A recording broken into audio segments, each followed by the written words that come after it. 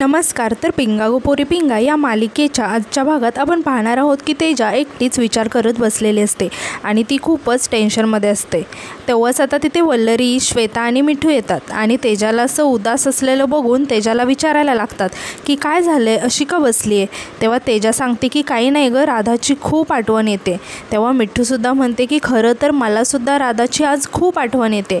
यावर श्वेतासुद्धा म्हणते की आपल्या सगळ्यांनाच राधाचा खूप लळा लागला होता. यावर वल्लरी म्हणते की तुम्हाला आठवते जेव्हा ती आपल्या घरी आली होती तेव्हा आपल्याला तिची सवय नव्हती, आपल्याला काही समजायचं नाही की ती का रडते, तिला काय होतंय. तेव्हा मिठू म्हणते आणि तेजा आणि प्रेरणादीची भांडणं तिला आंघोळ घालून मालिश करण्यावरून. तेव्हा तेजासुद्धा म्हणते की पण तुम्हाला आठवते का, ह्या श्वेताच्या अंगाईशिवाय राधा झोपायचीच नाही. कितीतरी वेळा हिने अंगाई गाऊन तिला झोपवलेलं आहे. जोपर्यंत ही जात नाही तोपर्यंत तिची आपली चुळबुळ चालूच असायची. माझ्याकडे तर हिची रेकॉर्ड केलेली अंगाई होती फोनमध्ये, मी तेच लावायची आणि मग राधा मस्त झोपून जायची. आता वल्लरी श्वेताकडे बघत म्हणते की श्वेताताई, तुम्ही अंगाई खूप गोड गाता हो, गाणं जरा. तेव्हा श्वेता आश्चर्याने म्हणते की आत्ता नको. तेव्हा मिठू म्हणते की अगं कशाला भाव खातेस, गा ना. यावर श्वेता म्हणते की अगं ते छोटं बाळ होतं, त्याच्यासमोर गाऊ शकले मी. तेव्हा सगळे श्वेताला हट्ट करायला लागतात की प्लीज गा ना अंगाई. तेव्हा श्वेता अंगाई गायला तयार होते आणि खूप सुंदर अशी अंगाई गायला लागते. तेव्हा सगळेजण खूप इमोशनल होतात.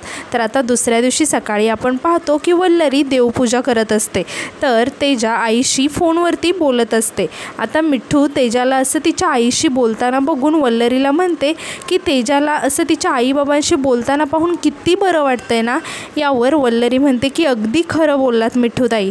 तेव्हा मिठू म्हणते की हे सगळं ना तुझ्यामुळे झालंय वल्लरी.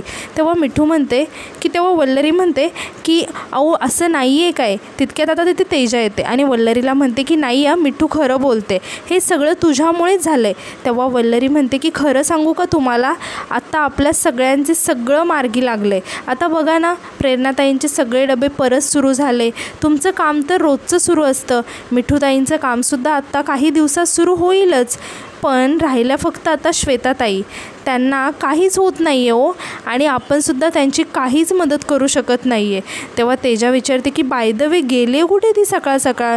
तेव्हा मिठू सांगते की अजून कुठे जाणार गं, जॉब शोधायला गेली आहे. तेव्हा तेजा म्हणते की आणि सगळं स्ट्रगल तिला एकटीला करावा लागतो. तेव्हा वल्लरी म्हणते की आणि त्यांच्या बाबतीत हल्ली जे काही झालं आहे ना, त्या इतक्या लवकर विसरतील असं मला तरी नाही वाटत. यावर तेजा म्हणते की आपल्याकडची लोकं विशेष जजमेंटल आहेत, तिला खूप स्ट्रगल करावं लागणार आहे जॉब शोधण्यासाठी. आता तिचे अण्णा आजारी होते, त्यात सगळा खर्च झाला असेल ना तिचा. तेव्हा मिठू म्हणते की नाही, मला ना या सगळ्यात एकच भीती वाटते गं, तिचं सायकोलॉजिकल प्रॉब्लेम परत ट्रिगर व्हायला नको. तेव्हा वल्लरी थोडासा विचार करत म्हणते मी काहीतरी विचार केला आहे त्यांच्यासाठी. तेव्हा मिठू आणि तेजा वल्लरीला विचारायला लागतात की काय. तेव्हा वल्लरी सांगते की त्यांचं गाणं त्यांना या प्रॉब्लेममधून बाहेर काढू शकतं. आता तुम्हीच बघा ना, त्यांचं गाणं ऐकल्यावर राधासारखी लहान मुलगीसुद्धा शांत होते, शांत झोपते. त्या नशिबाने गाणं शिकल्यात ना, आणि त्यांनी गाणं शिकण्याचा क्लास सुरू केला तर काय वाटतं. तेव्हा मिठू आणि तेजा खूपच खुश होतात. आता तेजा म्हणते की वाव वल्लरी, एक नंबर आयडिया आहे तुझी. तेव्हा मिठू म्हणते की आपण याबद्दल श्वेताशी बोलूया. तेव्हा तेजासुद्धा म्हणते की हो, म्हणजे गाण्याचे क्लासेस सुरू केल्यामुळे घर बसल्या इन्कम पण मिळेल. खरंच खूप छान आयडिया आहे ही. तर आता यानंतर आपण पाहतो की श्वेता काहीतरी काम करत असते आणि काम करता ती गाणं गुणगुणत असते. तेव्हाच आता तिथे वल्लरी, मिठू आणि तेजा येतात आणि श्वेताला असं गुणगुणताना पाहून तिच्याकडे खूप कौतुकाने बघायला लागतात. आता श्वेताचं लक्ष अचानक त्या तिघींकडे जातं. तेव्हा श्वेता अचानक शांत होते. तेव्हा मिठू तिला विचारते की काय गुणगुणते. तेव्हा श्वेता सांगते की काही नाही गं, असंच टाईमपास. तेव्हा तेजा म्हणते की टाईमपास तर नक्की नाही आहे. यावर वल्लरी म्हणते की हो, बरोबर बोललात तेजाताई, खूप छान गाणं गाता तुम्ही श्वेताताई. तेव्हा मिठू म्हणते की तुझं गाणं ऐकलं ना श्वेता, तर मूड एकदम मस्त होऊन जातो बघ. तर तेजा म्हणते आणि मुळात तुझं गाणं ऐकल्यावर असं वाटतं की तू किती मनापासून अभ्यास केला असशील याचा. तेव्हा श्वेता त्या तिघींकडे बघून हसायला लागते आणि म्हणते की काय बडबडताय तुम्ही, काय झालं अचानक तुम्हाला. यावर वल्लरी म्हणते की श्वेताताई, मला खरं सांगा, तुम्हाला गाणं खूप आवडतं ना. तेव्हा श्वेता सांगते की हो आवडतं, म्हणजे काय आवडतं, लहानपणापासून पहिल्यापासून आवडतं. अण्णांनी क्लास लावला होता, म्हणजे मला गाण्याचा क्लास लावला होता. फार बार्शीला जायची सोलापूरहून. सकाळी सकाळी गुरूंकडे जायचे, रियाज करायचे, भारी मजा यायची. आणि ती त्या तिघींकडे बघत म्हणते की पण आज काय झालं तुम्हाला अचानक. तेव्हा तेजा सांगते की ॲक्च्युली आपल्या वल्लरीच्या डोक्यात एक सुपीक आयडिया आली आहे बरं का. तेव्हा वल्लरी श्वेताला म्हणते की खरं तर मला आधी तुम्हाला एक प्रश्न विचारायचा आहे, तुम्ही गाण्यांमध्ये करिअर का नाही केलं. तेव्हा श्वेता हसायला लागते आणि म्हणते की अगं गाण्यात करिअर वगैरे सोपं नसतं. पुढे मी गाणं कंटिन्यू केलंच नाही, शिकलेच नाही, मग जबाबदाऱ्या वाढल्या, राहूनच गेलं. तेव्हा वल्लरी म्हणते की मग आता का नाही ट्राय करत. तेव्हा श्वेता आश्चर्याने विचारते की काय ट्राय करा. तेव्हा मिठू म्हणते की गाणं. तेव्हा श्वेता म्हणते की अगं गाणं असं करिअर म्हणून नाही घेता येत, असं अचानक काय बोलताय, सोपं नसतं गं हे सगळं. तेव्हा वल्लरी श्वेताला म्हणते की श्वेताताई एक सांगू तुम्हाला. तेव्हा तुम्ही तुमच्या या ज्ञानाचा, तुमच्या या गोड गळ्याचा करिअर म्हणून का नाही वापर करत. तेव्हा मिठू म्हणते की श्वेता अगं नोकरी शोधण्यापेक्षा तू क्लासेस का नाही सुरू करत. तेव्हा श्वेता म्हणते की क्लासेस, अगं वेडी झाली आहे का तू, माझ्याकडे कोण येणार आहे गाणं शिकायला. तेव्हा वल्लरी म्हणते की अहो या गोष्टीचा विचार नाही केला ना तुम्ही, म्हणून मग तुम्हाला असं वाटतंय.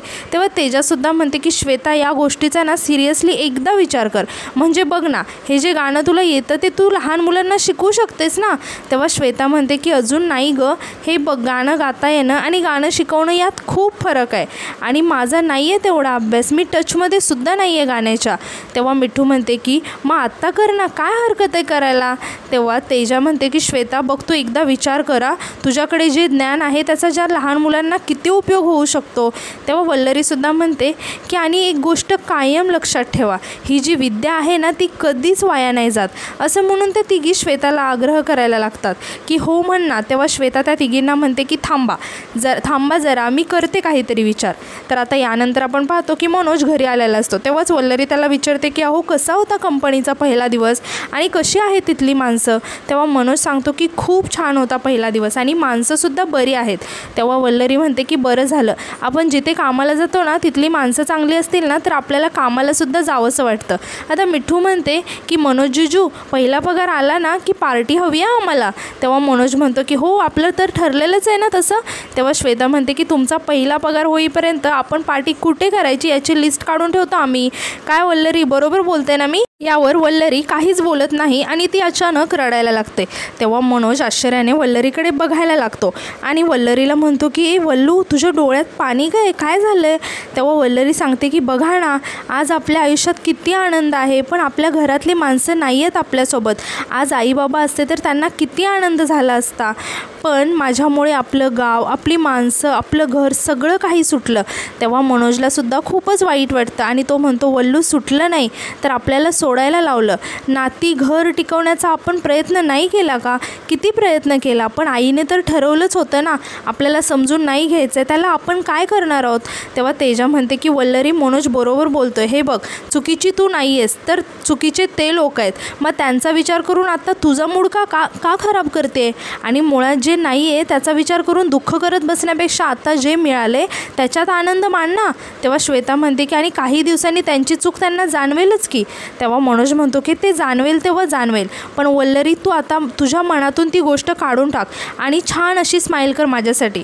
तेव्हा तेजा वल्लरीला चिडवत म्हणते की तुला जर छान प्रायव्हेटमध्ये स्माईल करायची असेल तर आम्ही जाऊ का मग आत. तेव्हा वल्लरी लाजत तेजाला म्हणते की तेजाताई गप्प बसावं आणि ती मनोजकडे बघत म्हणते की अहो हे सगळं जाऊ द्या, पण मला सांगा तुमच्या राहण्याची सोय काय आहे. तेव्हा तेजा म्हणते की हो जॉब परमनंट झाला आहे म्हटल्यावरती राहण्यासाठी जागा तर शोधावीच लागणार ना आता. तेव्हा मनोज म्हणतो की हो जास्त दिवस लॉजला राहणं परवडायचं नाही ना. तेव्हा तेजा म्हणते की मी काय म्हणते मनोजसाठी सुद्धा एखादा PG वगैरे बघूया का. तेव्हा मिठू विचारते की तुला मुलांचा PG माहिती आहे ना गं तेजा. तेव्हा तेजा सांगते की माझा एक मित्र आहे तो सुद्धा PGमध्येच राहतो, त्याला विचारून बघू शकते मी. तेव्हा सर्वजण खूपच खुश होतात. आता श्वेता म्हणते की हो ना आणि PGमध्ये जेवणाची सुद्धा सोय होईलच की. तेव्हा वल्लरी म्हणते की हो आणि PG असेल तर चांगलंच आहे ना. आता मनोज म्हणतो की बरं हे सगळं नंतर बोलूया, आपण निघतो आता मी, नाहीतर लॉजवर पोहोचायला मला उशीर होईल. तेव्हा वल्लरी म्हणते की मी येते तुम्हाला सोडायला. असं म्हणून ती आणि मनोज दोघेही तिथून निघून जातात. आता वल्लरी आणि मनोज तिथून गेल्यानंतर श्वेता मिठू आणि तेजाला म्हणते की आपल्या वल्लरीताई एकतर रडतात नाहीतर लाजतात, असं म्हणून ते तिघी हसायला लागतात. तर आता यानंतर रात्री आपण पाहतो की सर्वजण वल्लरीच्या हातच्या जेवणाची तारीफ करत असतात.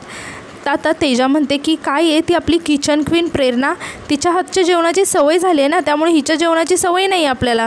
पण वल्लरी खरंच करत जा अधूनमधून, तू सुद्धा छान बनवते. आणि ती श्वेताला विचारते की श्वेता तुझ्या गाण्याच्या क्लासचं काय ठरलं गं?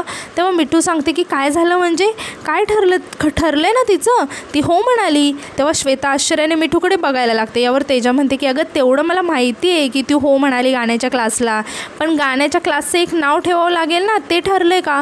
तेव्हा श्वेता म्हणते की 1 मिनिट, मी फक्त प्रयत्न करते असं म्हणाले होते, तोपर्यंत तुम्ही नावापर्यंत पोहोचला. यावर वल्लरी म्हणते की हो, नाव तर ठरवावंच लागेल ना, जाहिरातसुद्धा करायची आपल्याला. तेव्हा श्वेता खूप टेन्शनमध्ये येते आणि म्हणते की जाहिरात कशाला? अरे काय चाललं आहे काय तुमचं? तुम्ही कुठून कुठे पोहोचला? जाहिरात वगैरे नको हा. हे बघा आपलं काम चांगलं असेल ना तर लोक येतील. तेव्हा मिठू म्हणते की वेडी झाली आहेस का गं? कामाला सुरुवात करायच्या आधी जाहिरात करणं गरजेचं आहे, आजकाल तेच करतात लोक.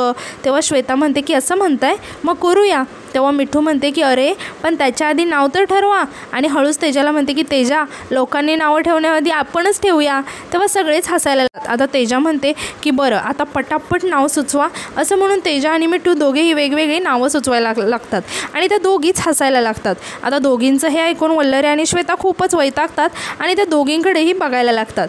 आता वल्लरी म्हणते की काय चाललं आहे तुमच्या दोघींचं? तुम्ही दोघी जरा शांत व्हा बघू, काहीच बोलू नका. आणि ती श्वेताला म्हणते की श्वेता ताई तुम्हीच सांगा आता. तेव्हा श्वेता थोडासा विचार करत म्हणते की नाव एकदम असं छान असलं पाहिजे, म्हणजे ते वाचूनच मुलांना गावंसं वाटलं पाहिजे, असं वाटलं पाहिजे की 7 सूर पिंगा घालतायत आपल्या भोवती. तेव्हा वल्लरी श्वेताला विचारते की श्वेताताई मला सांगा की संगीत म्हणजे काय हो? तेव्हा श्वेता सांगते की 7 सूर. 7 सुरांच्या बाहेर काहीच नसतं, त्या एका सप्तकात अख्खं संगीत सामावलेलं असतं. तेव्हा वल्लरी म्हणते की सापडलं, सप्तक संगीत क्लासेस. आता वल्लरीने सुचवलेलं नाव ऐकून सर्वजण खूपच खुश होतात आणि सर्वांनाच वल्लरीने सुचवलेलं नाव खूप आवडतं. तेव्हा तेजा म्हणते की मी काय म्हणते, आता पटापट जाहिरात बनवायला घेऊया का? मी लगेच डिझाईन सिलेक्ट करते. तितक्यात आता वल्लरीचा फोन वाजायला लागतो. तेव्हा वल्लरी जाऊन फोन उचलते तर मनोजचा फोन आलेला असतो. तेव्हा वल्लरी मनोजला विचारायला लागते की बोला ना, राहायच्या जागेची काही सोय झाली का तुमची? तेव्हा मनोज सांगतो की नाही गं, दुसरा लॉज शोधतोय. तेव्हा वल्लरी विचारते की अहो पण तेजाताईंनी तुम्हाला PG सुचवलं होतं ना? तेव्हा मनोज सांगतो की अगं काय सांगू, ती मुलं म्हणजे डोक्याला ताप वाटतायत, मला दारूच्या अड्ड्यावर गेल्यासारखं वाटतंय, त्यामुळे लगेच सोडून दिलं तिथून.